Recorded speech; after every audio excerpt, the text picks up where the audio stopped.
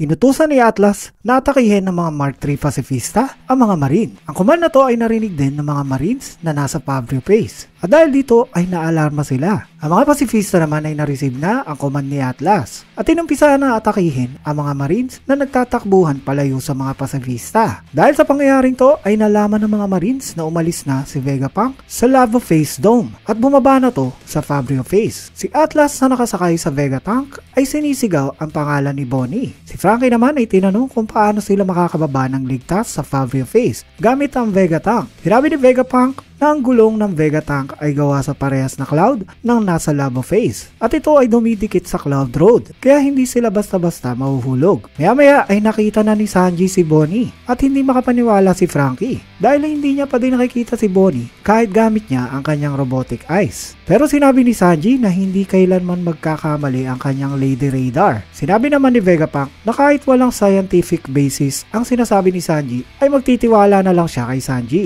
Sunod ay mabilis nang umalis si Sanji sa Vegatank gamit ang kanyang skywalk technique. Sa Fabrio Base ay pinakita ang inatake ng Vice Admiral ng Marine, si Bonnie, na nagtatago. Ito ay nailaga ni Bonnie at pagkatapos gamit ang kanyang baril ay inatake niya ang mga Marines na lulusob sa kanya. Ginamit niya ang kanyang technique na NDE na short for Near Death Experience at pinakita nga na ang mga tinamaan nito ay nagkaroon ng Near Death Experience at na-knockdown lahat. Dito ay tumakbo na ulit palayo si Bonnie pero hinarang siya ng isa sa mga Pacifista. Di makapaniwala si Bonnie dahil alam niya nakakampay na nila dapat ulit ang mga Pacifista. Pero sunod ay pinakita na may nakasakay pala sa likod ng Pacifista. Ito ay ang magandang Vice Admiral na si Bluegrass. Sinabi ni Bluegrass na isa siyang driver woman na kaya niyang i-hijack ang lahat ng sasakyan niya dahil sa kanyang kinain na Devil Fruit na Ride Fruit. Kaya mag-subscribe ka na o i-follow mo na ang ating channel kung ayaw niyong sakyan din kayo ni Bluegrass. Sunod ay sinabi ni Bluegrass na kapag pinatay niya si Bonnie ay siguradong babalik lahat ang tamang edad ng mga Marines na nabiktima na ability ni Bonnie. At sunod na pinakita ay naghanda ng atakihin ng Pacifista si Bonnie. Si Bonnie naman ay napatigil lang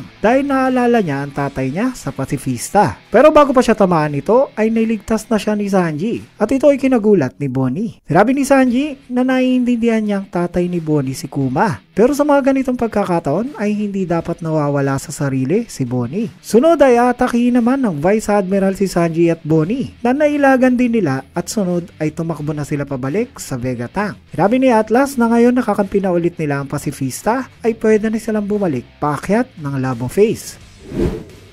Si Luffy at Kizaru ay tuloy pa ding naglalaban sa ere ng Lava Face. Sinabi ni Kizaru na hindi niya magagawa ang misyon niya kung tuloy pa din siya makikipaglaban kay Luffy. Sinabi naman ni Luffy na ito talaga ang plano niya. Pero sunod ay mabilis na umalis na naman si Kizaru gamit ang kanyang ability. At dahil dito ay pilit ulit na hinabol ni Luffy si Kizaru. Sunod ay may naramdamang kakaibang presensya sila Kizaru, Luffy, Zoro, Rob Lucci, Jinbe at mga Vice Admirals ng Marine. Pagkatapos ay biglang may nag-utos na tumigil sa paggalaw ang mga Pacifista.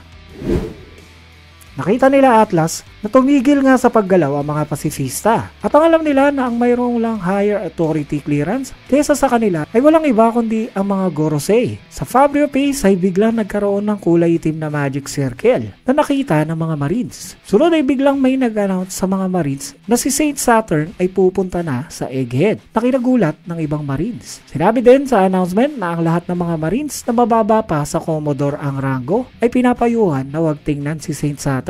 At ang mga susuway dito ay hindi patatawarin. Habang nangyayari ang announcement ay tuloy na tumatakas ang Vegatank sa Fabrio Base. Hindi rin makapaniwala sila Vegapunk na pumunta ang isa sa mga Gorosei sa Egghead. Pero sinabi ni Vegapunk na huwag silang mag-alala dahil babalik na sila sa Lava Face. Habang tinitingnan ni Sanji ang nangyayari sa baba ay nakita ni Sanji na mayroong lumabas sa gitna ng Black Magic Circle. Ay isa naman sa mga Marine na nakatayo malapit sa circle ay sinabi na kung isa bang monster si Saturn. Pero sunod ay pinakita na umilaw ang mata ni Saturn at sunod ay sumabog ang ulo ng Marine. At sa sumunod na panel ay pinakita na ang Awakened Mythical Zoan form ni Jay Garcia Saturn habang sinasabi niya na hindi na niya maalala ang huling beses na lumapag siya sa lupa. Sila Bonnie na nasa Vegatank ay hindi makapaniwala sa nakita nila at sunod ay biglang may umatake sa kanila na galing sa taas na naging dahilan para bumagsak ang Vegatank pabalik sa Fabrio Base. Pinakita na si Kizaru pala ang umatake sa kanila pero sunod ay pinakita makita na nakahabol na si Luffy kay Kizaru. Si Luffy ay hinanda na ang kanyang pag-atake. Si Kizaru naman ay hindi makapaniwala na hindi pa rin nare-reach ni Luffy ang limit ng form niya. Sunod ay inatake ni Kizaru ng kanyang laser si Luffy at ito ay nan-neutralize ni Luffy sa pamamagitan ng mabilis niyang pag-ikot. At sunod ay si Luffy naman ang umatake gamit ang kanyang technique na Gomu-Gomu no White Star Gun, kung saan ang suntok niya ay tumama sa ulo ni Kizaru. Pinakita si Kizaru na nagtamo ng damage sa atake na to ni Luffy. Pero ang sumunod ay bumagsak na si Luffy dahil ito na pala ang limit ng kanyang Gear 5. Si Saturn naman ay nakita si Luffy at sinabi ni Saturn ang katagang Nika, habang si Luffy ay tuluyan ng bumagsak malapit sa lugar kung nasaan si Saturn. Pinakita din ang Vegapunk na bumagsak malapit kay Saturn. At habang tumatayo sa Vegapunk ay tinanong niya kung si Saint Saturn ba ang nasa harapan nila.